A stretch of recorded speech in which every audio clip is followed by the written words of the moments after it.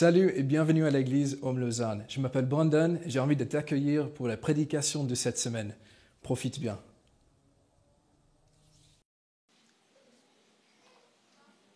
Comment ça va ce matin? Ok, alors moi, pour ceux qui ne me connaissent pas, je m'appelle Yves, je suis vraiment dans la joie d'être avec vous. Et puis j'ai comme un rôle de coach un peu. Et on est ici dans une église, alors des fois ça fait peur de penser église et je ne sais pas ce que vous avez comme image, mais il y a une chose que j'ai envie de vous dire, vous avez le droit de répondre. D'accord? Personne ne va vous en vouloir si vous répondez, si vous réagissez. Au pire, si vraiment vous voulez commencer une conversation, c'est sûr que le setting n'est pas adapté à une conversation vous et moi. Par contre, je suis disponible à la fin avec plaisir. Mais on a le droit de répondre, on a le droit de réagir. Alors je réessaye. Comment ça va ce matin? Ça va, excellent. Merci beaucoup Serge. Moi aussi ça va, merci. Il y a une personne qui s'est intéressée à ça. Qui était content ce matin qu'il fasse un peu plus frais? Levez la main. Ok, quelques-uns. Si vous ne l'avez pas remarqué, on est arrivé à la fin de cette vague de chaleur qui était couplée avec la rentrée des classes. Les parents, on était ensemble dans cette drôle d'aventure. On y est, c'est bien. Je suis vraiment content qu'il fasse moins chaud. C'est surprenant. Venant de moi, c'est vraiment surprenant cette phrase. Parce que je suis un gars qui aime le soleil, qui aime quand il fait chaud. Mais là, je trouvais que ce n'était pas adapté à où on vit, en fait. D'un coup, je me suis dit, en fait, ces chaleurs, ça ne va pas à Lausanne.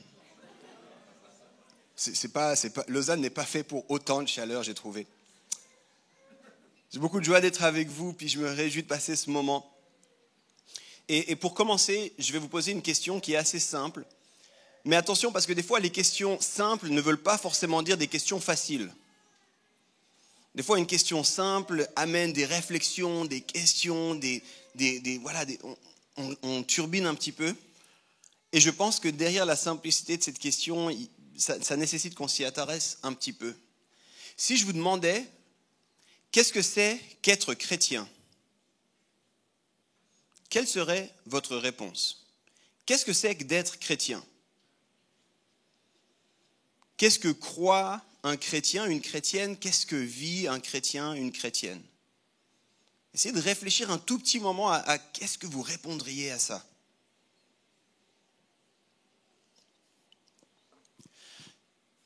Je disais, c'est une question simple. Je crois que la plupart des gens ont une vague idée de ce que ça peut être. Je pense que dans l'Église, on a souvent une réponse très théologique. Quelque chose qui ressemble à peu près à quelqu'un qui place sa confiance en Dieu et qui reconnaît Jésus comme son sauveur et son Seigneur. On sait bien. Mais qu'est-ce que ça veut dire concrètement là? Ma grande a 8 ans. J'ai 4 enfants. Ma grande a 8 ans, ma deuxième a 6 ans. Enfin, elle va faire 8 ans tout bientôt. Et je me suis rendu compte que les questions simples, c'est des fois difficile. Si je dis à ma fille de 8 ans, mais c'est placer ta confiance en Dieu, reconnaître Jésus comme ton sauveur et ton Seigneur, voilà, facile. Pas sûr que ce soit évident pour elle. Qu'est-ce que ça veut dire en fait ça? Concrètement, pour ceux qui se revendiquent ici comme chrétiens, pour aller un peu plus loin dans cette question, qu'est-ce que ça change dans ton quotidien? Dans comment tu vis au quotidien? Dans ce que tu fais au quotidien? Une fois qu'on a épuisé les réponses bibliques et théologiques, qu'est-ce qui reste du fait d'être chrétien? Je crois que personnellement, depuis pas mal de temps, j'avais une bonne réponse théorique et théologique. Mais j'étais quand même embêté. J'ai été pendant un bon moment responsable jeunesse. Puis je me souviens, il y a quelqu'un qui m'a dit « Ah, j'ai une amie, une connaissance de la famille, c'est une femme incroyable, super inspirante, elle fait des choses folles, j'ai jamais vu quelqu'un d'aussi gentil, d'aussi bon, d'aussi généreux, d'aussi... » Et j'étais surpris d'apprendre qu'elle n'était pas chrétienne. Puis elle m'a dit « Mais cette personne, elle est tellement mieux que beaucoup de chrétiens que je connais. » Alors c'est quoi d'être chrétien?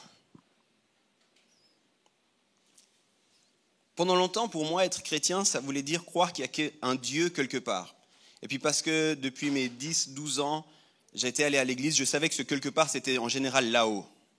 Je ne sais pas trop ce qu'il y avait là-haut, mais ça devait être là-haut. Priez Dieu là-haut. Et puis dans les faits, je n'étais pas trop conscient de la différence que ça pouvait signifier. Alors bien sûr, j'essayais d'aller à l'église relativement régulièrement. Au début, j'étais forcé. J'avais 12 ans, d'accord, j'allais avec mes parents, je n'avais pas le choix. Puis ensuite, j'essayais de ne pas être une trop mauvaise personne. Qu'est-ce que ça veut dire? Ça dépend de l'âge que vous avez. Hein. Parce qu'à 13 ans, être une pas trop mauvaise personne, ce n'est pas tout à fait la même chose qu'à 19 ans. Et puis, je priais, et parfois même, je lisais ma Bible. Et là, j'avais l'impression d'être un bon chrétien. C'est quand même, j'ouvrais ce gros livre, compliqué, poussiéreux, avec des noms bizarres. Et souvent, quand je le faisais, ça me rassurait, puis c'était quand même aussi, si je dois être honnête, pour me donner une certaine bonne conscience. Qu'est-ce que c'est que d'être chrétien? Je vous invite à garder cette question. Je vais vous proposer un début de réponse. Parce qu'en fait, on est dans une série de messages, on fonctionne ici régulièrement avec des séries, et dans cette série qui s'intéresse au personnage de Saul de Tarse, je vais vous le présenter un tout petit peu plus, on cherche à faire deux choses. La première des choses, c'est qu'on s'intéresse justement à ce personnage, Saul de Tarse. On le rencontre et puis on nous présente dans la Bible un gars qui s'appelle Saul de Tarse, puis par la suite, on l'appelle simplement Paul. Il est connu dans la tradition chrétienne comme l'apôtre Paul. Et puis il est assez important parce qu'il a écrit quand même 2/3 environ du Nouveau Testament. Donc c'est pas rien, on lit beaucoup de ses lettres à l'Église. Et du coup, souvent, on a accès aux idées de Paul. On a accès à ce qu'on pourrait appeler la théologie de Paul, ce que Paul a écrit. Et puis c'est assez fondamental pour nous. Mais on va s'intéresser dans cette série à sa vie. Comment est-ce que lui a vécu, puis quels ont été certains moments marquants de sa vie. Puis si on fait ça, c'est parce qu'on veut regarder comment ce Paul a été transformé. Lui-même en parle, il n'est plus le même qu'avant. Lui-même le dit, il y avait un avant, il y a eu un après, puis même dans cet après, il a continué à être transformé. Puis on regarde en fait, comment est-ce qu'il a été transformé? En se posant un petit peu cette question, est-ce que nous aussi on peut être transformés? Et voilà un peu plus d'informations, en tout cas où moi j'en suis aujourd'hui sur ce que c'est que d'être chrétien. Aujourd'hui, si on me posait cette question, je pense que ma réponse irait dans quelque chose du genre, être chrétien, c'est suivre Jésus-Christ, devenir son apprenti, être transformé par son esprit afin de lui ressembler chaque jour un peu plus. Quand Jésus a marché sur terre, et puis c'est ce qu'on a dans la Bible, notamment dans les 4 livres qu'on appelle les évangiles, on nous montre un homme surprenant, un homme qui attirait les foules, un homme qui a dit des phrases vraiment bizarres, qui est mort, qui est ressuscité, et tout du long de son temps sur terre, il ne cessait d'inviter les gens à marcher à sa suite. Et si vous regardez chaque personne qui a marché après Jésus, cette personne a été transformée. Cette personne n'est plus la même personne. Cette personne a vécu des choses profondes. Et je crois qu'aujourd'hui, Jésus est toujours vivant. Puis je crois qu'aujourd'hui, il nous invite toujours à marcher à sa suite. Puis je crois que marcher à sa suite signifie toujours d'être transformé.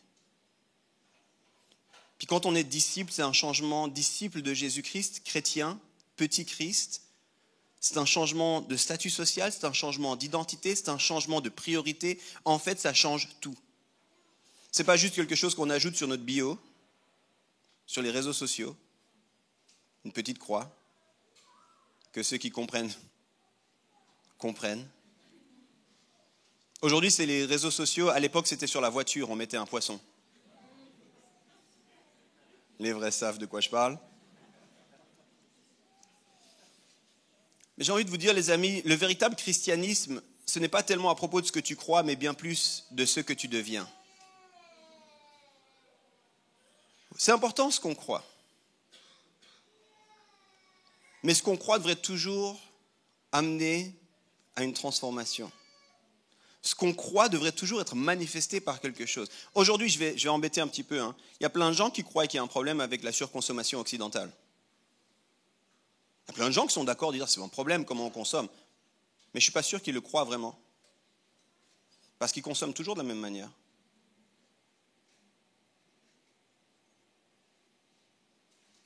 Je peux vous embêter un peu ce matin? Il y a plein de gens qui disent que peut-être qu'effectivement au niveau du système, il y a un problème de racisme. On le croit, plus ou moins. Mais qu'est-ce que ça change en fait? Et j'ai envie de dire, c'est bien possible, en particulier dans les pays originellement chrétiens, dans les pays qui ont des origines, des sources judéo-chrétiennes, c'est bien possible que beaucoup de gens croient plus ou moins qu'il y a un Dieu, croit plus ou moins qu'il y a un gars qui s'appelle Jésus, plus ou moins que sans doute il a dû ressusciter ou quelque chose du genre, croit plus ou moins une certaine moralité, mais en fait, est-ce que vraiment ils sont en train d'être transformés? Dit autrement, à quel point ils croient ça?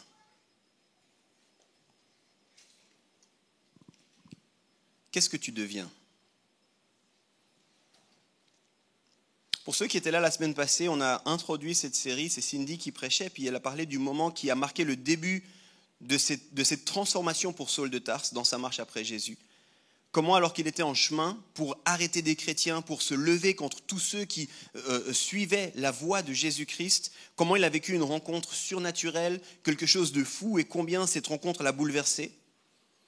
Combien cette rencontre, même physiquement, il nous a dit qu'il est devenu aveugle pendant 3 jours, et puis qu'ensuite, c'est comme des écailles qui sont tombées de ses yeux, puis elle faisait l'analogie, le parallèle en disant c'est sa vision entière du monde qui a été changée, qui a été transformée. Tout ce qu'il croyait qui a été remis en question, toute sa vie qui a été bouleversée par rapport à ça. Il était convaincu de plein de choses, il avait un zèle qui était bien dirigé, mais il avait un souci avec la personne de Jésus, puisque Jésus disait de lui-même, puisque ses disciples disaient de Jésus. Et puis après cette rencontre, sa vie a été transformée. Elle a montré combien cette rencontre bouleverse notre vision du monde, notre compréhension de la vie, et toute notre vie en fait. Et elle appelait ce message une invitation à la transformation. Et puis aujourd'hui, je vais prendre avec vous la suite, après la transformation. Puis, je veux montrer une chose qui, à mon sens, doit marquer, puis vous verrez, je ne suis pas le seul, il y aura beaucoup de citations ce matin, doit marquer les gens qui sont transformés par Jésus, puis qui sont donc chrétiens. Et j'ai appelé ça « Oser le silence ». Oser le silence. Alors on va ouvrir la Bible, c'est toujours bien de faire ça. Puis on va lire 2 passages dans les Actes des Apôtres. Les Actes des Apôtres, c'est le 5e livre du Nouveau Testament. C'est juste après les 4 histoires de Jésus, les 4 biographies de Jésus, les 4 évangiles. Et puis c'est un des auteurs des évangiles, Luc, qui continue. Et littéralement, il continue son histoire en fait. Aujourd'hui, il y a une construction de la Bible qui fait qu'on ne le voit pas toujours.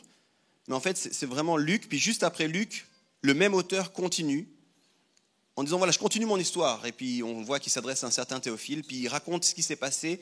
Ça commence avec l'enlèvement de Jésus, ou plutôt la montée de Jésus au ciel, l'ascension.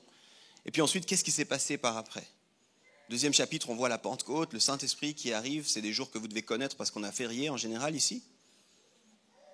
Puis après ça, on voit comment les chrétiens de cette époque, qui n'étaient pas tout de suite appelés chrétiens d'ailleurs, se sont organisés puis ont vécu. Puis on va aller au chapitre 9. C'est là où on voit justement ce gars, Saul, qui a cette rencontre avec Jésus. Puis on va lire, juste après cette rencontre, on va lire à partir du verset 26.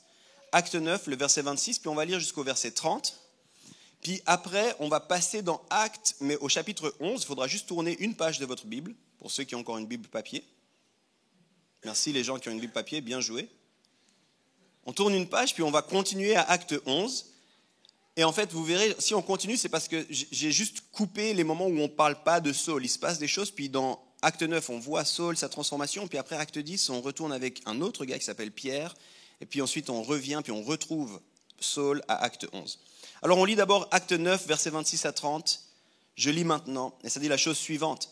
Arrivé à Jérusalem, Saul essaya de se joindre aux disciples, mais tous avaient peur de lui car ils ne croyaient pas qu'il était un disciple. Rappelez-vous, pour ceux qui ne connaissent pas l'histoire, rappelez-vous, Saul était un persécuteur, c'était quelqu'un qui cherchait à faire taire et à ce que tous les gens qui suivent Jésus s'arrêtent. Verset 27, alors Barnabas le prit avec lui, le conduisit vers les apôtres et leur raconta comment sur le chemin, Saul avait vu le Seigneur qui lui avait parlé et avec quelle assurance il avait prêché à Damas au nom de Jésus. Saul allait et venait avec eux dans Jérusalem et s'exprimait en toute assurance au nom du Seigneur. Il parlait aussi et discutait avec les hellénistes, mais ceux-ci cherchaient à le supprimer. L'ayant appris, les frères l'emmenèrent à Césarée et le firent partir pour Tarse.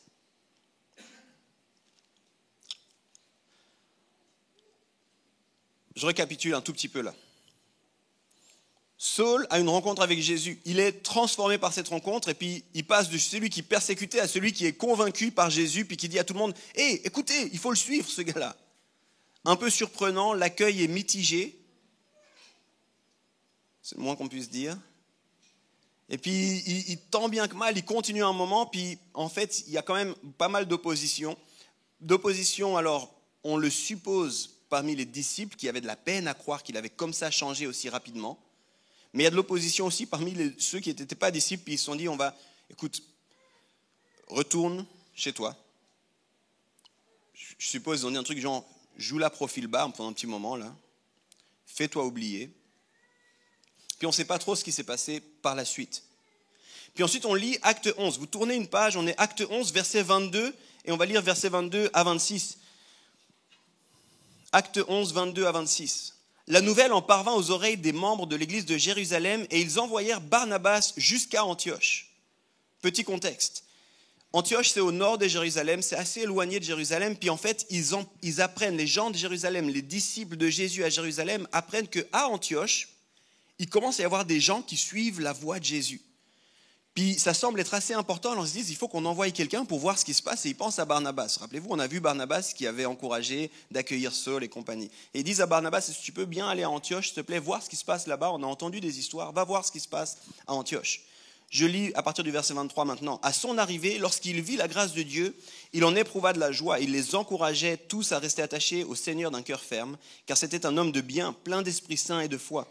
Une foule assez nombreuse s'attacha au Seigneur. Barnabas se rendit ensuite à Tars pour aller chercher Saul. On retrouve de nouveau Saul ici. Barnabas, depuis Antioche, il dit, je me rappelle de Saul, je vais vite aller voir, qu'est-ce qui devient. Puis si jamais à l'époque il n'y avait pas WhatsApp, donc il ne pouvait pas juste envoyer un petit message à Saul, il fallait qu'il y aille en fait. Donc il se rend à Saul pour voir, à Tars pour trouver Saul. Quand il l'eut trouvé, il l'emmena à Antioche. Pendant toute une année, il participait aux réunions de l'église et ils enseignèrent beaucoup de personnes. C'est à Antioche que pour la première fois, les disciples furent appelés chrétiens. Donc il s'est passé quelque chose d'assez fort quand même à Antioche. Et Saul, qui pendant un petit moment n'était plus là, refait surface. Et c'est assez intéressant. Maintenant, question pour vous. Rappelez-vous, on est à l'église, vous avez le droit de répondre. À votre avis, combien de temps s'écoule entre ces deux récits ? Allez-y. 2 ans, 3 ans, 4 ans, 10 ans. C'est le juste prix. Qui dit mieux ? Qui dit mieux ? À un moment donné, je tape le marteau, c'est fini. Voilà. Non.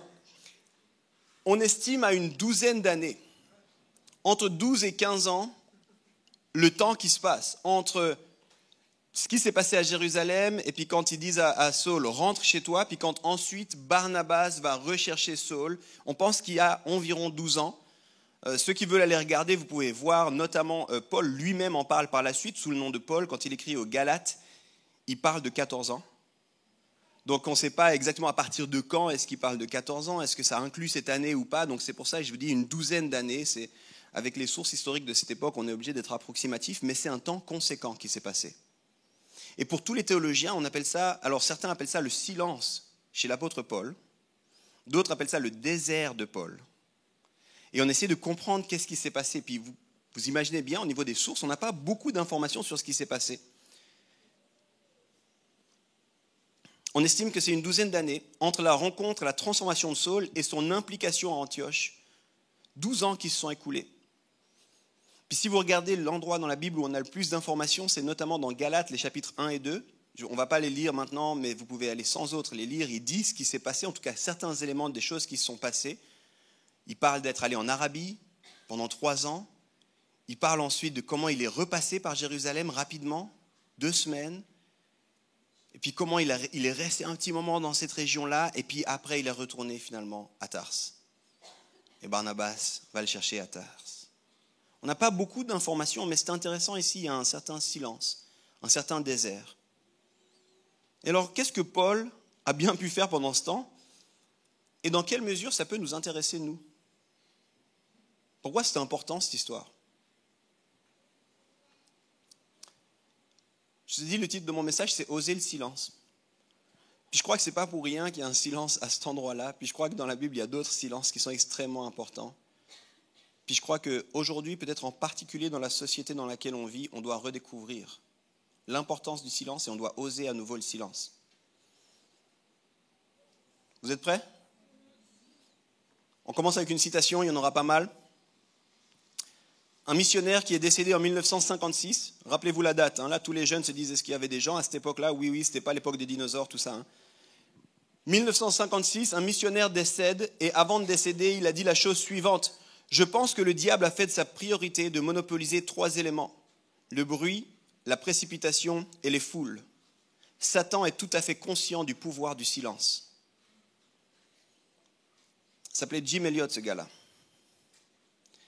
Et je suis assez convaincu personnellement que dans ce temps de silence, dans cette ellipse dans la vie de Saul, Saul lui-même a appris quelque chose. Je crois qu'il a compris quelque chose. Et c'est notamment l'importance du silence. Je crois que la façon que la Bible a de nous parler de ces événements nous invite à réaliser cela. Aujourd'hui, la distraction puis le bruit, c'est les nouvelles normes. Mais si vous regardez la vie de Jésus, il avait pour habitude de se retirer dans des lieux de silence, dans des lieux de désert. Dans l'évangile de Luc, uniquement, on nous dit à 9 reprises que Jésus s'est retiré, que Jésus s'est isolé.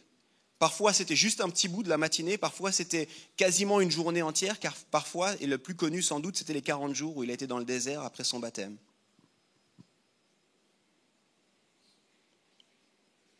Rappelez-vous tout ce qu'on a dit, c'est quoi d'être un chrétien?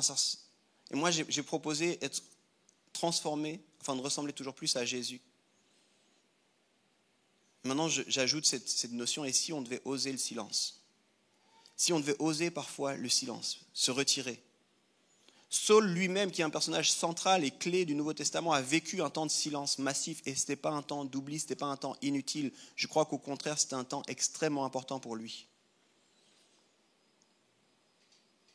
Si on désire ressembler à Jésus, être des chrétiens, je crois qu'on doit apprendre la puissance du silence et redécouvrir l'importance du silence. Je vous pose une question comme ça, ne répondez pas cette fois-ci, et répondez pour vous-même. Quand est-ce que tu as cherché pour la dernière fois à interrompre ton rythme et à créer un temps de silence de façon intentionnelle? C'est quand la dernière fois que tu t'es dit « Ok, il faut que je m'arrête là. Il faut que je fasse silence. Il faut que je crée de la place. » Et c'est le titre de mon message, « Oser le silence ». Puis j'aimerais voir avec vous pourquoi le silence est si important. Et mon désir à la fin de ce message, c'est que, au travers de ce que le Saint-Esprit va faire dans vos cœurs, vous puissiez décider de mettre en place des espaces de silence afin de laisser Dieu vous transformer dans ces moments-là, vous établir dans ces moments-là. Alors on y va. Je sens que vous êtes un peu près. Jusque-là, c'était l'introduction. Pourquoi le silence ? Pourquoi le silence ? Au début des restrictions Covid, un ami de l'Église me disait « Le plus grand ennemi du chrétien, ce n'est pas forcément le libéralisme ou le monde. Parfois, notre plus grand ennemi, c'est simplement notre iPhone. » Je pense qu'il avait beaucoup de tact et de sagesse quand il m'a dit ça. Andrew Sullivan, un auteur très intéressant, qui a écrit un manifeste qui s'intitule littéralement « J'étais un être humain ». Il dit la chose suivante, la raison qui fait que nous vivons dans une culture avec toujours moins de foi, ce n'est pas parce que la science a prouvé l'improuvable, mais parce que le bruit sourd de la société séculaire a retiré le calme nécessaire pour que la foi puisse se former et être maintenue. C'est un peu profond, là je prends le temps. Hein. Je le relis pour vous. La raison qui fait que nous vivions dans une culture avec toujours moins de foi, ce n'est pas parce que la science a prouvé l'improuvable, mais parce que le bruit sourd de la société séculière a retiré le calme nécessaire pour que la foi puisse se former et être maintenue. Et si vous allez lire ça, ce n'est pas un théologien, ce n'est pas un pasteur. Vous savez, quand il a écrit ça, c'est suite à avoir fait une détox digitale. C'est un auteur, son article là, c'est dans le New York Times, hein, si jamais. Ce n'est pas la référence la plus importante au niveau de la librairie théologique, si jamais. Mais dans le New York Times, il a écrit ça. Il a écrit ça alors qu'il était en détox digital. Il était tellement omnibulé par ses articles, ses blogs, les gens qu'il suivait, et puis le fait de rester pertinent, puis les algorithmes et tout ça, qu'en fait ça le prenait au point qu'il justement il perdait son humanité, puis il a décidé d'aller en détox digital. Et c'est suite à cette détox digitale qu'il a recommencé à écrire, et puis ça c'est une des choses qu'il a écrites. J'aimerais vous dire qu'il y a 2 types de silence, ou plutôt il y a 2 dimensions dans le silence. Il y a le silence extérieur, et puis il y a le silence intérieur. Le silence extérieur, il est relativement facile. C'est trouver un lieu paisible, un lieu calme, un lieu sans distraction. Pour ceux qui, comme moi, ont des enfants en bas âge, c'est faire garder les enfants par quelqu'un. Se retirer, ça demande un petit peu d'audace. Éteindre son téléphone, encore mieux ne pas le prendre avec soi. Ça demande de retirer ses AirPods, de couper les notifications, de se mettre dans un lieu où il n'y a pas trop de stimuli externes. Et puis là, vous avez le silence extérieur. Mais à ce moment-là, il y a un bruit profond qui arrive. Puis vous réalisez alors qu'il y a un autre silence, qui est le silence intérieur. Et ça, c'est une toute autre histoire. Puis je suis assez convaincu que si vous voulez aller trouver le silence intérieur, il faut le silence extérieur. Parce que le silence extérieur, c'est une distraction constante qui nous empêche de faire face au bruit intérieur. Je reviens à Saul, puis on voit qu'il part dans un silence qui dure une douzaine d'années. Puis il faut qu'on soit clair, ça ne veut pas dire que pendant 14 ans, Saul n'a pas parlé. Ça ne veut pas dire qu'il a vu personne, ça ne veut pas dire qu'il n'a rien fait, ça ne veut pas dire qu'il a été dans une caverne et puis a mangé des sauterelles comme Jean-Baptiste, non. Il a vécu, puis il a vécu des choses, puis il y a eu des discussions intenses qui ont pris place dans ce temps-là. Mais ce qui est intéressant, c'est qu'on sait qu'il allait en Arabie, et on ne sait pas trop pourquoi ni comment. Donc là, c'est les théologiens qui y vont. Mais on sait que c'est la première étape dans son temps de silence, ça a été l'Arabie. Et l'Arabie, c'était un lieu désertique. Et en fait, les théologiens sont d'avis qu'ils voulaient laisser reposer et confirmer ce qu'ils venaient de vivre.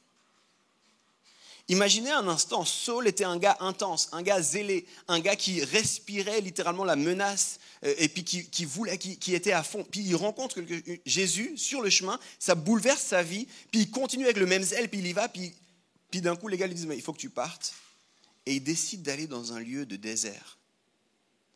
Et en fait c'est intéressant parce que quand on parle de l'Arabie, dans le contexte de Luc qui est écrit, on est dans le 1er siècle, en fait c'est assez vague comme région. Puis une des choses qu'on trouve dans l'Arabie de l'époque, c'est le mont Sinaï. Et N.T. Wright en particulier, qui est sans doute un des théologiens les plus experts de la vie de Paul, dit c'est sûr que Saul, est parti au mont Sinaï. Parce que le mont Sinaï, pour les Juifs, c'était le lieu de la révélation. C'était le lieu où Dieu lui-même avait fait alliance avec le peuple. C'est l'endroit où Dieu avait dit « Maintenant, tu seras mon peuple et moi, je serai ton Dieu. Et il n'y aura personne d'autre. » C'est un lieu de révélation. Et si vous êtes familier avec l'Ancien Testament, en fait, c'est un lieu qui est central et plusieurs vont retourner. Et il y a vraiment beaucoup de subtilité, de nuances. Il faut être bien versé dans la Bible pour le comprendre puis le réaliser. Mais en fait, il fait écho à d'autres textes de la Bible. Il fait écho à des auteurs comme Jérémie, qui est un prophète. Il fait écho aussi à Élisée, qui est un prophète aussi. Et il fait écho à Ésaïe, qui est un autre prophète encore. Quand Paul lui-même, ou quand Luc nous parle de Paul ici, il y a plein de références à l'Ancien Testament. Et N.T. Wright dit, c'est sûr qu'il allait au mont Sinaï, l'endroit de la révélation, comme pour être seul avec Dieu, puis dire, ce qui vient de se passer, est-ce que tu confirmes ça ? Est-ce que je suis fou de croire ça ? Littéralement, le monde autour de lui veut le tuer. Rappelez-vous, par 2 fois, il part et il doit partir en urgence. Une fois dans un panier la nuit au-dessus de la muraille. L'autre fois parce que les gars lui disent « Va-t'en maintenant, ta vie est en danger. » Et au milieu de ça, lui décide d'aller dans le silence et dans le désert. Est-ce que vraiment, Seigneur, ça vaut la peine ce que je fais ? Est-ce que je ne suis pas en train de perdre la tête ? Est-ce que je suis en train de devenir fou ? Est-ce que tu confirmes tout ça ? Et si Saul à l'époque encore, voulait se donner de l'espace pour processer ce qu'il venait de vivre, et toi, c'est quand que tu te donnes de l'espace pour processer ce que tu as vécu ? Une révélation, une confirmation, quelque chose, Dieu qui semble te parler, une décision importante. Rappelez-vous, je vous disais, ce n'est pas le seul qui a fait des temps de silence. Jésus, juste après son baptême, part dans le désert lui aussi. Et on nous dit que c'est guidé par le Saint-Esprit pour y être tenté. Des phrases surprenantes à la suite là. Jésus lui-même vient de vivre quelque chose d'extrêmement fort. Lui avait sans doute aucun doute là-dessus, mais le monde autour de lui, en tout cas à ce moment-là, ont été convaincus. Le ciel qui s'ouvre, une colombe qui descend sur l'épaule de Jésus, une voix qui se fait entendre pour tout le monde. Celui-ci est mon fils bien-aimé en qui j'ai mis toute mon affection. Jésus vit ça, puis juste après, il part dans le désert. Et qu'est-ce qui se passe dans le désert ? Exactement ça. La confirmation, est-ce que vraiment... Et Satan qui tente Jésus lui demande à 3 reprises, en tout cas, de confirmer ce qui vient d'être dit sur lui. si vraiment tu es le Fils de Dieu.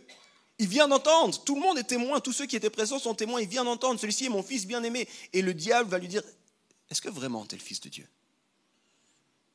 Puis dans le désert, Jésus ose faire face à ces questions, à ces doutes, puis ose enraciner ça. Je sais que je vais vite, puis je m'excuse pour tous ceux qui ont peut-être moins de bagages sur le grand récit biblique. Je vais le dire ainsi. Je crois que le désert et le silence permettent d'établir ce que Dieu veut nous révéler.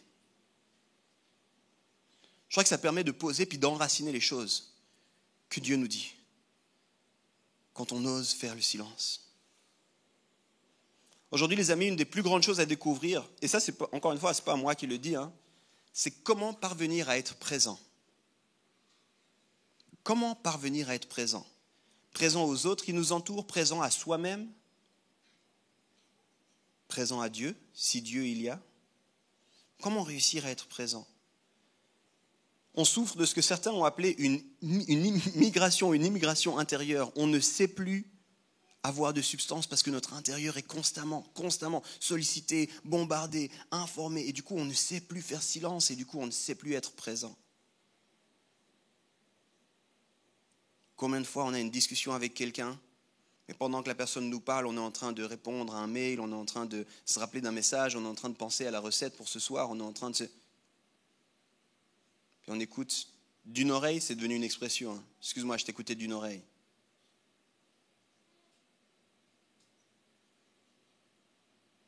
On n'a plus de substance, parce qu'on est constamment distrait. Alors si on me demandait pourquoi le silence, la réponse la plus simple et la plus évidente et la moins théologique qui soit, c'est simplement pour réapprendre à être présent. Réapprendre à être présent. Et le silence extérieur est important, relativement simple mais important, parce que sans le silence extérieur, c'est impossible de faire face au bruit intérieur et d'arriver au silence intérieur. Je me rappelle d'une fois, je suis parti au lac Tanay. Il y en a qui sont déjà allés au lac Tanay? C'est beau cet endroit.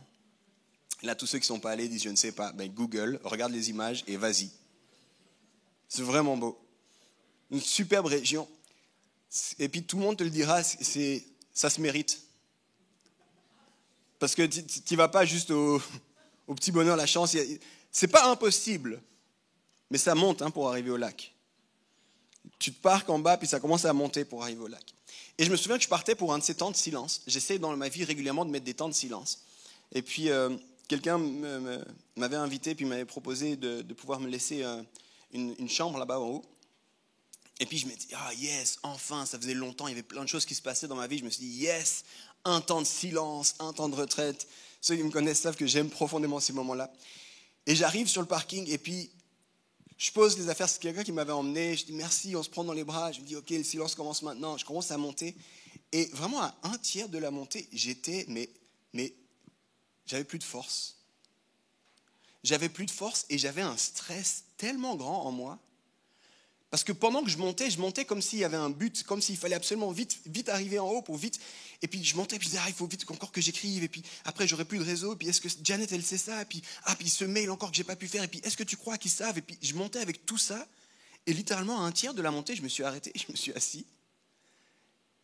Et il y a des larmes qui ont commencé à couler des yeux, je dis, Seigneur, c'est quoi cette folie? C'est quoi ce rythme? Comment c'est possible, alors que je mets à part 24 heures pour être dans le silence et la paix, qu'il y ait autant de stress en moi? Qu'est-ce qui m'arrive? Puis je me retourne, puis je regarde alors que je suis en train de monter, puis je commence à voir un petit peu du paysage, du panorama. Je me dis, il faut que tu te calmes, Yves. Ça, c'est le silence intérieur. D'un coup, il n'y avait plus de stimuli extérieur et j'étais comme pris, submergé par mon bruit intérieur. Repensez encore à Saul. La toute première fois que son nom apparaît dans la Bible, c'est littéralement lorsqu'il y a ce qu'on appelle le premier martyr. Un gars du nom d'Étienne est tué à cause de sa foi à coups de pierre. Et on nous dit que ceux qui lancent les pierres sur Étienne ont laissé leurs habits pour faire cela aux pieds d'un jeune appelé Saul. Ce gars-là vivait, respirait ça, puis il vit un bouleversement massif. Et je trouve tellement beau que la Bible nous montre, tout en gardant le silence, il est parti dans le silence, ce gars-là. Pendant un temps, avant de revenir, il est parti dans le silence. Avant que Saul devienne le grand apôtre Paul, il y a eu un temps de silence.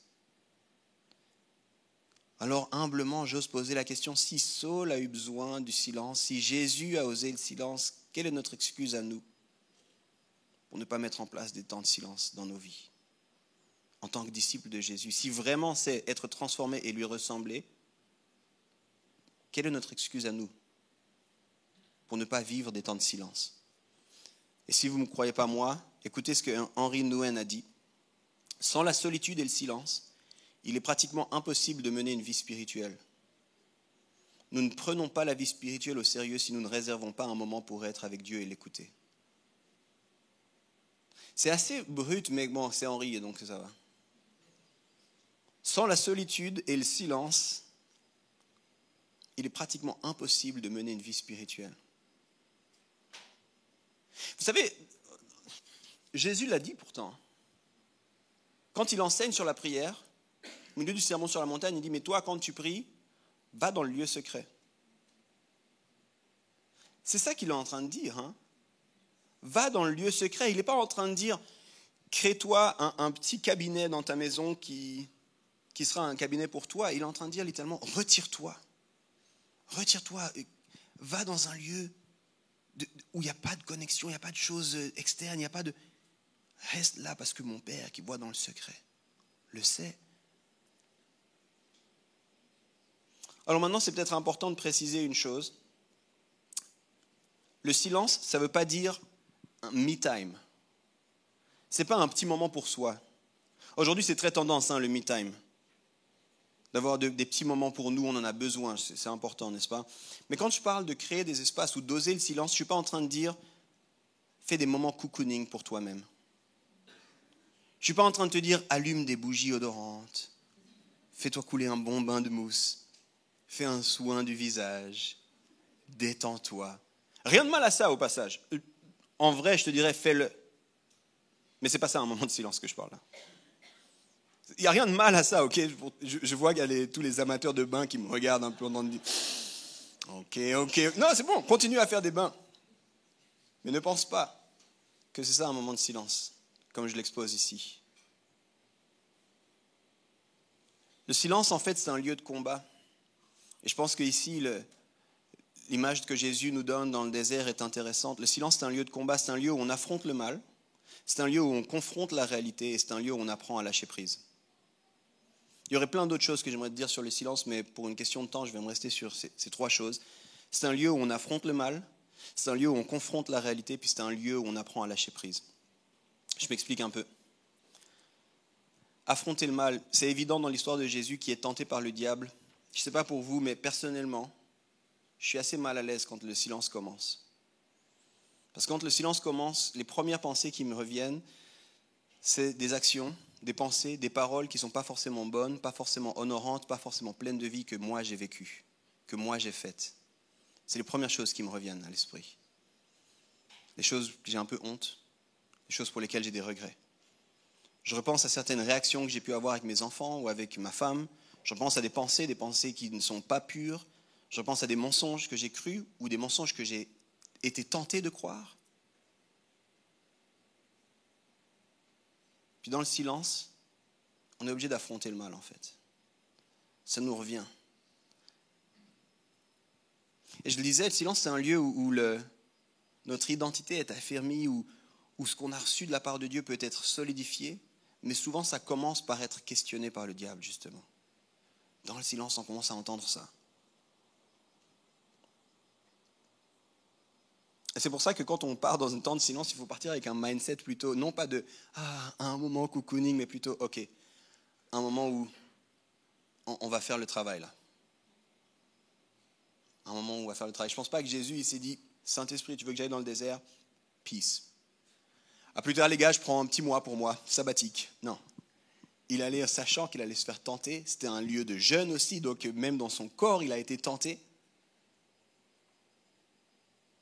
Je pense que c'est de cette façon-là qu'on doit appréhender le silence, un lieu où on affronte le mal. Mais j'ai dit aussi un lieu où on confronte la réalité. Dans le silence, des fois j'ai l'impression, laissez-moi seul si vous voulez, mais des fois j'ai l'impression que je ne suis pas une trop mauvaise personne. Il y en a d'autres qui pensent ça d'eux-mêmes. On est dans un moment de vulnérabilité, vous et moi. Il n'y a que moi qui pense ça. Des fois je me dis, je ne suis pas le pire. Je ne suis pas le pire. Je regarde autour de moi, je regarde le 20 minutes. Alors bon, quand tu regardes le 20 minutes, c'est facile, hein, mais il y a quand même des gars qui mettent la tête sous le jet d'eau, donc bon, je ne suis pas le pire, là. Il y a pire que moi, ça va, tu sais. Mais quand je suis dans le silence, je dois confronter la réalité.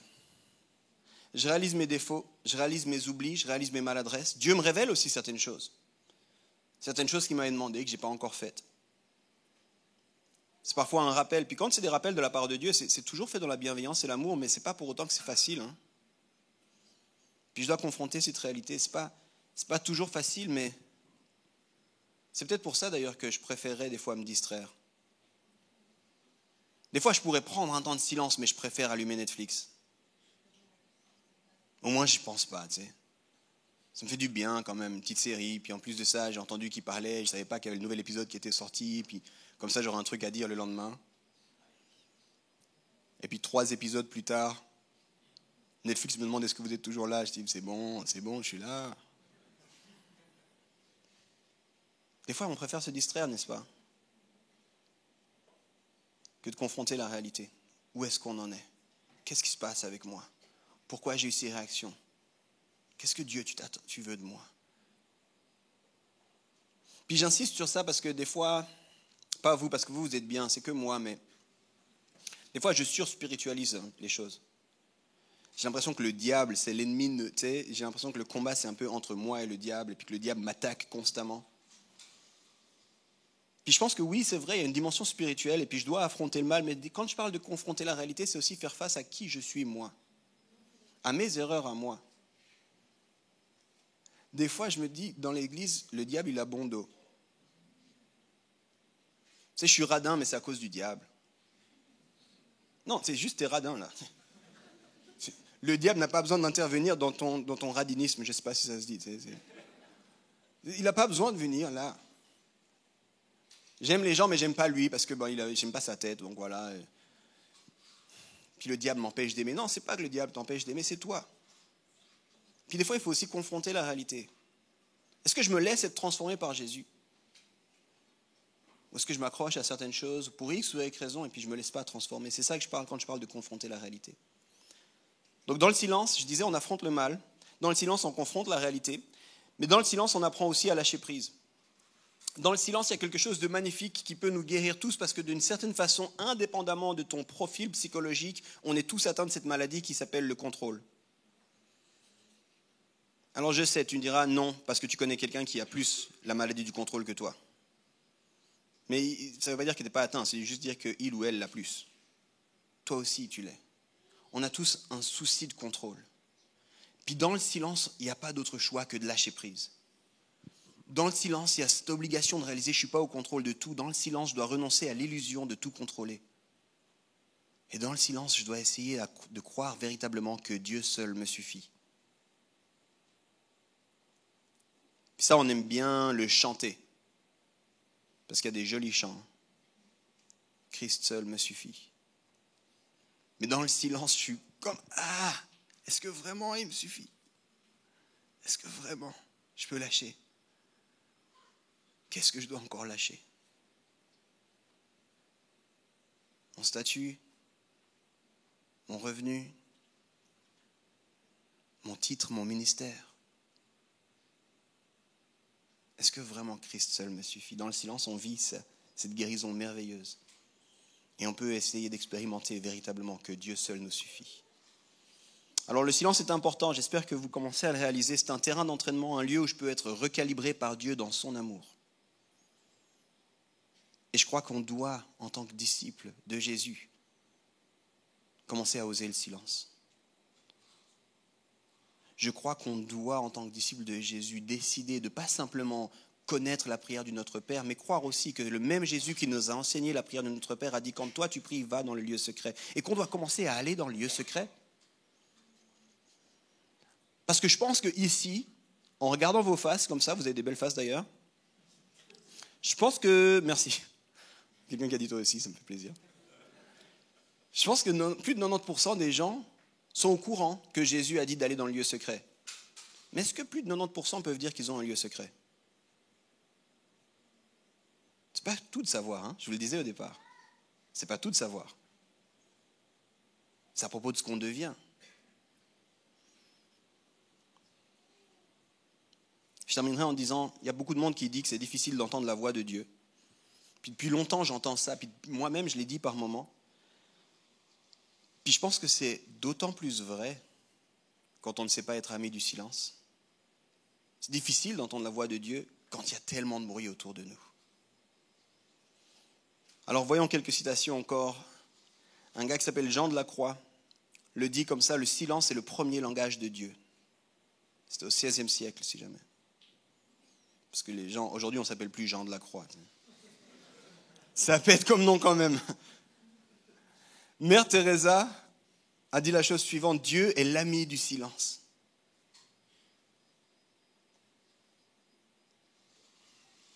Ça prend parfois du temps pour arriver au silence intérieur. Je crois qu'on doit se donner ce temps.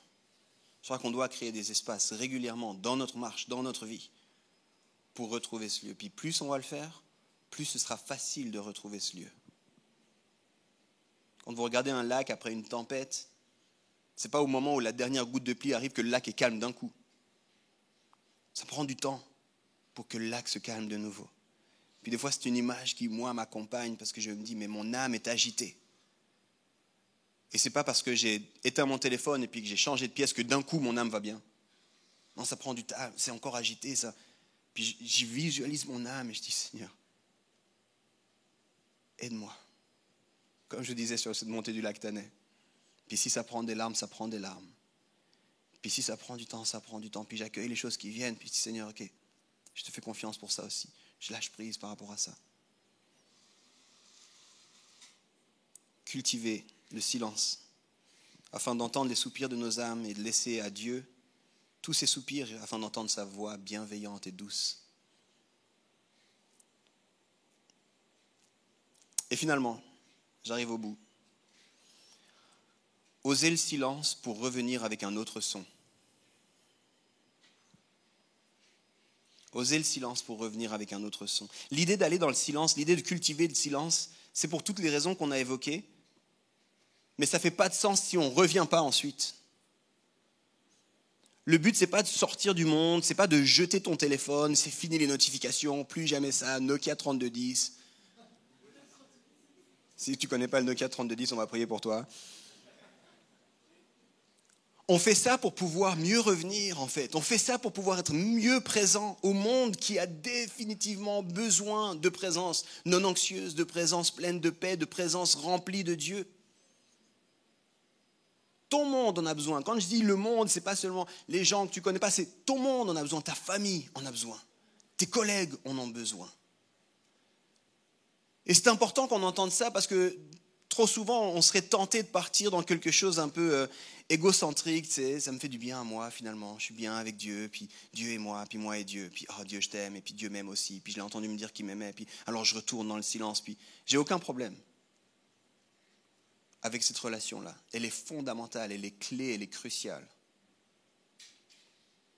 Mais pas seulement pour toi, pour le monde qui nous entoure. Et si on cultive le silence, c'est pour revenir avec un autre son. Je l'ai dit avec Jésus, il a été dans le désert, puis il est ressorti du désert, puis c'est là qu'a commencé son ministère. Et dans son ministère, il a continué à cultiver le silence, mais ça a commencé par un temps massif de silence, concret, vers 40 jours, dans le jeûne, dans la tentation, puis il revient, puis il est établi. C'est ça mon ministère. Ce n'est pas tout à fait juste si vous lisez la Bible, mais moi je dis que ce désert de Saul, c'est ce qui a fait passer Saul à Paul. Alors, je sais, théologiquement, Paul, c'est aussi simplement son nom romain. Ce n'est pas très clair dans pourquoi est-ce qu'il a changé son nom. Sans doute à cause des contrées là où il allait, puis ça faisait plus de sens dans l'Empire romain de s'appeler Paul, peut-être. Il y a d'autres réflexions là autour, puis je laisse les théologiens s'amuser là autour. Mais moi, je crois qu'il y a quelque chose qui s'est passé dans ce temps-là, dans le cœur de Saul, afin qu'il puisse devenir le grand apôtre. Et il est revenu, Puis il est devenu cet apôtre. Il est devenu cet apôtre qui avait une vision claire. Il est devenu cet apôtre qui savait marcher différemment. Il est devenu ce missionnaire. Il est devenu cet implantateur de communauté. Il est devenu ce multiplicateur après ce temps de désert. Et si ta destinée attendait un temps de désert pour être débloquée? C'est une idée là. Et s'il te plaît, on ne fait pas 40 jours en disant c'est pas débloqué, qu'est-ce qui s'est passé? Parce que c'est une pratique qu'on doit mettre en place de façon régulière dans notre vie. Mais et si peut-être ce qui nous retenait d'entendre Dieu, ce qui nous retenait d'entrer dans les projets de Dieu, c'est qu'on est juste trop distrait parce qu'il n'y a jamais de silence. Vous savez, personnellement, c'est une chose qui m'interpelle beaucoup, aussi en tant qu'église, en tant que pasteur. Je n'ai pas juste envie d'être un bruit de plus, un poste de plus, une information de plus. Je crois qu'il y en a assez en fait d'informations dans le monde là. Peut-être même trop. J'ai envie de venir avec un son différent. J'ai envie de venir avec une présence différente. J'ai envie d'être là pour une mission différente. Agent de réconciliation, ambassadeur de paix, porteur de son image. Toutes ces choses sont des choses qui m'inspirent à être dans le monde. Puis je crois que c'est difficile à le vivre pleinement si je ne cultive pas le silence. J'aimerais finir avec une dernière citation pour les fans de musique, et du coup les musiciens, vous pouvez revenir en même temps. Puis si vous ne connaissez pas ce théologien musicien, on va parler à la fin, on va avoir un problème, vous et moi, il s'appelle Miles Davis. Il est plus musicien que théologien, si jamais. Mais il a dit la chose suivante, la véritable musique, c'est le silence. Et toutes les notes ne font qu'encadrer le silence. Venant de Miles, je trouve que c'est intéressant quand même. Alors je termine en vous racontant une petite histoire, puis une dernière statistique. Puis ensuite on priera ensemble. Je pars du principe que la plupart d'entre vous, vous connaissez Martin Luther King Jr., une figure centrale de la lutte pour les droits civiques aux États-Unis. Et on sait que durant sa vie, il a fait face à la persécution, il a fait face aux menaces de mort, il a fait face à l'anxiété, il y a eu plein de défis, des films, des livres et compagnie. Un de ses biographes nous donne le détail lors d'une nuit, alors qu'il n'arrivait pas à trouver le sommeil, rempli de doutes, rempli de peur pour sa propre vie. Il venait d'être arrêté et de passer une nuit en prison parce qu'il roulait à 35 dans une rue à 30. Quand j'ai lu ça, je me suis dit, c'est marrant, on a aussi des rues à 30 à Lausanne. Imagine faire une nuit de prison pour ça, dans un contexte profondément raciste. Imagine l'anxiété que ça suscite quand tu sais que tu mènes un combat, il est au début de son combat. Bref, il passe une nuit de prison, et puis en prison, puis il ressort, et puis il est chez lui, puis il a les doutes, il a la peur, il a peur pour sa vie, peur pour ses proches, peur pour cette lutte qui commence à prendre forme. Et au milieu de la nuit, alors qu'il n'arrive pas à dormir, il se lève. Et puis ce biographe nous dit, il se fait un café. Et là, dans le silence de la nuit,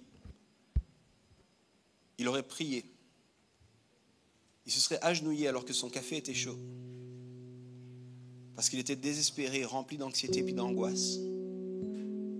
Et il aurait entendu Dieu lui dire, « Lève-toi pour la justice et la vérité, et sache que je serai avec toi jusqu'au bout. »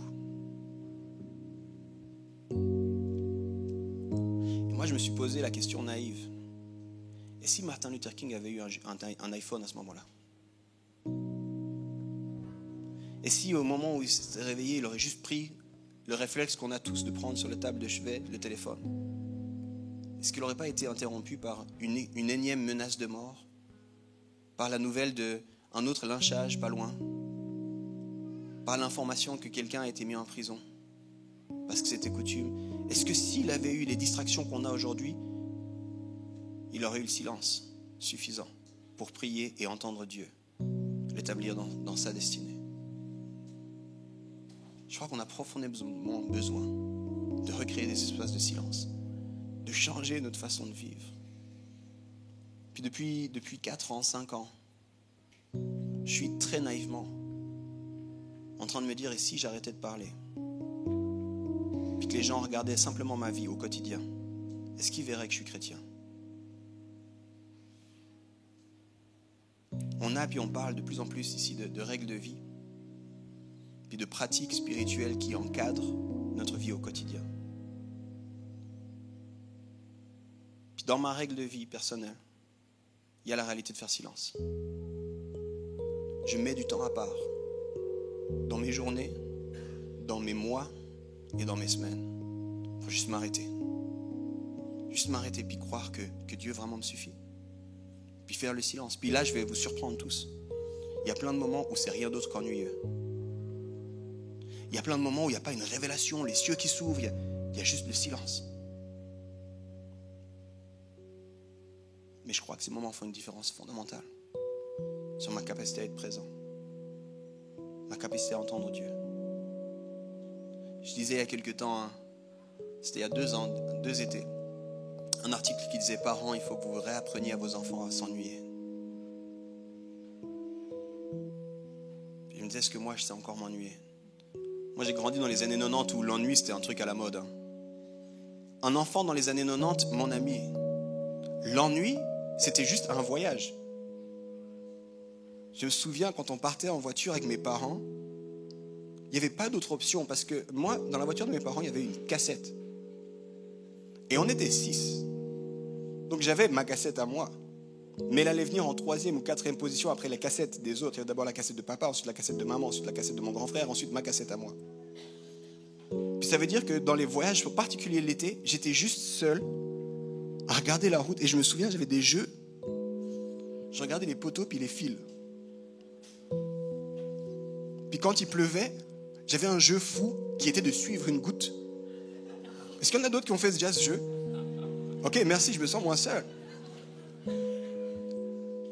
Mais des zones où on s'ennuyait. Puis aujourd'hui, quand il y a 2 personnes devant moi à la caisse, je suis impatient.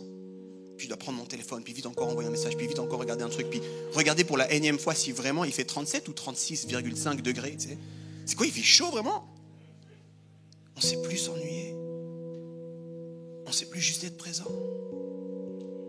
Alors quand je te dis ça, j'ai envie de démystifier. Je suis sûr que Dieu nous rencontre dans ces moments-là. Puis je suis sûr qu'on vit des moments incroyables. Mais des fois, on ne vit rien. Mais ça ne veut pas dire qu'il n'est pas là. Ça ne veut pas dire que ce n'est pas bon.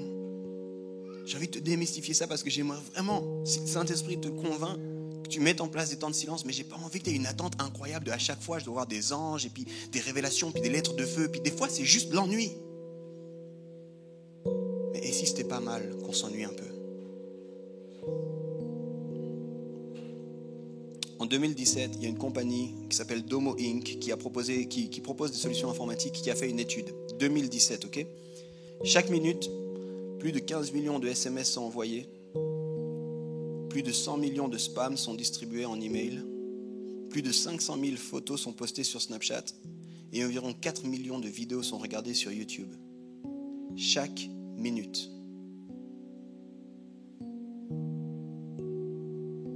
On vit dans une ère où la distraction et le bruit sont la nouvelle norme.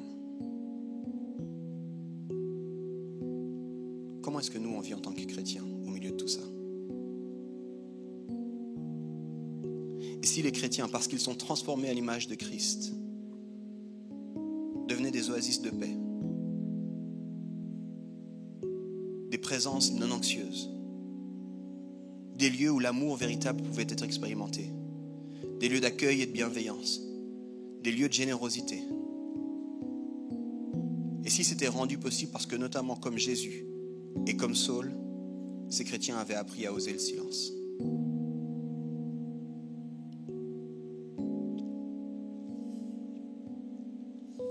Seigneur, je te demande qu'on puisse se calmer un peu.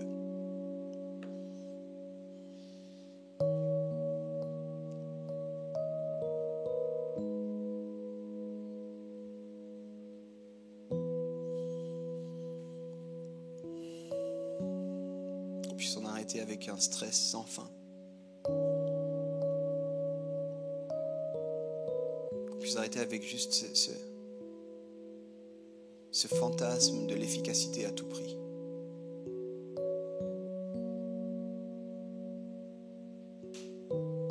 Et qu'on puisse commencer à cultiver le silence. Non pas afin de se vider, c'est pas un silence dans ce sens-là, mais vraiment afin de se remplir de toi. Afin d'être présent à toi, aux autres et à nous-mêmes.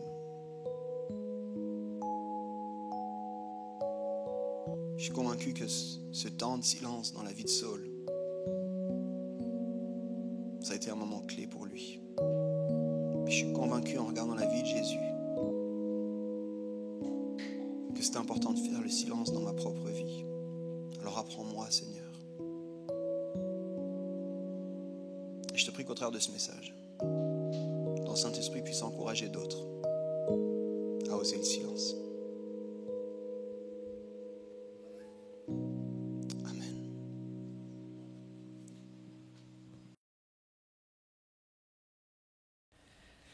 Et merci d'avoir passé ce temps avec nous. J'espère que tu as bien profité de ce temps de prédication. Si tu aimerais plus d'informations sur notre Église, tu peux nous retrouver sur les réseaux sociaux ou bien sur notre site internet églisehome.com. Je te souhaite une très bonne semaine et à bientôt.